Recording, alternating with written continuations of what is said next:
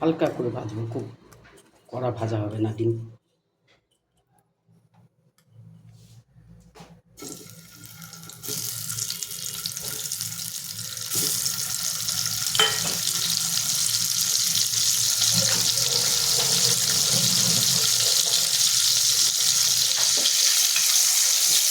হালকা ভাজা হবে।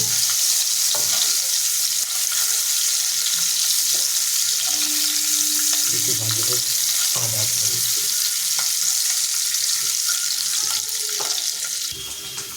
1 চামচ 4টে দিকে 1.5 চামচ দই নিলাম, 1.5 চামচ দই নিলাম। ফুটিয়ে নেব যাতে দানা দানা না থাকে।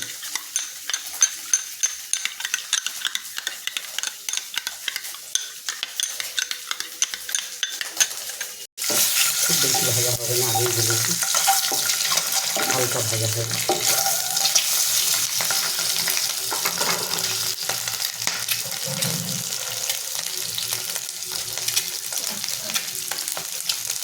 এবার এর মধ্যে সর্ষে দেবো, সর্ষে তেল,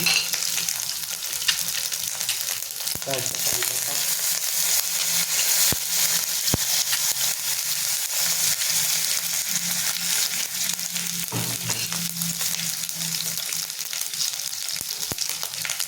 পাতা, লঙ্কা তুলে দিলাম, একটা গোটা,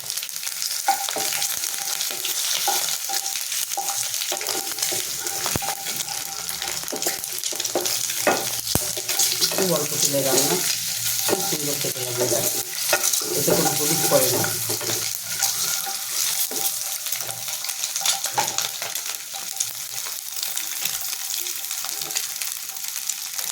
একটু আঁচটা কমিয়ে দেবো।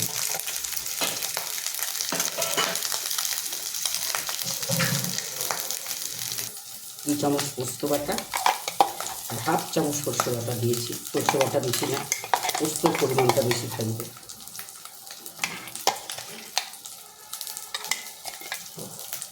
একটু নাড়িয়ে নিলাম, ভালো করে মিশিয়ে নেব।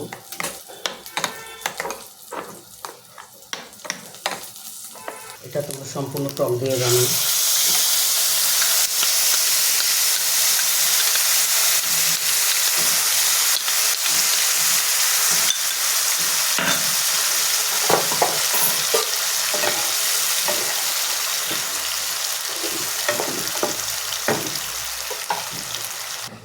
নুন দিলাম, দেখেছো নিশ্চয়, আর একটু চিনি দিলাম, হালকা চিনি।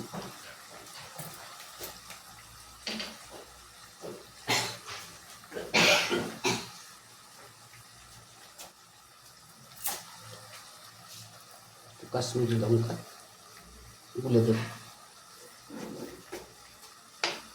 কাশ্মীরি মির্চ, একটু চিনি, দই বাটিটা গুলে এর মধ্যে দেব।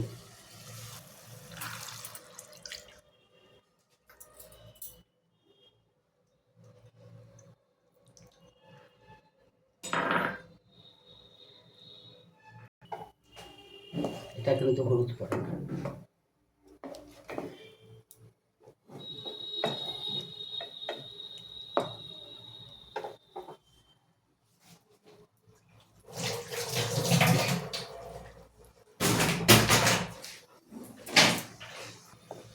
একটু চাপা দেব,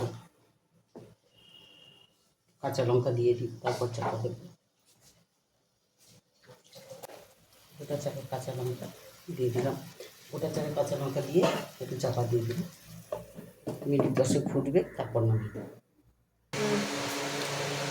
হ্যাঁ বন্ধুরা, 10 মিনিট হয়ে গেছে। এবার আমি ঢাকনা তুলে দিচ্ছি।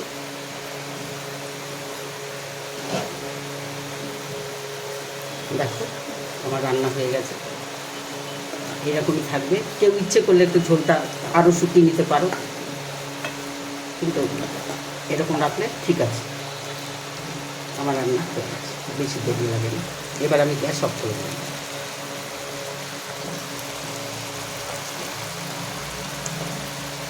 ভাতের সাথে, রুটির সাথে দারুণ লাগবে, তোমরা খেয়ে দেখো। এটা আমার একদম নিজস্ব তৈরি প্রিপারেশান। আমি প্রায় রান্না নিজের মন থেকেও করি, এটাও তাই।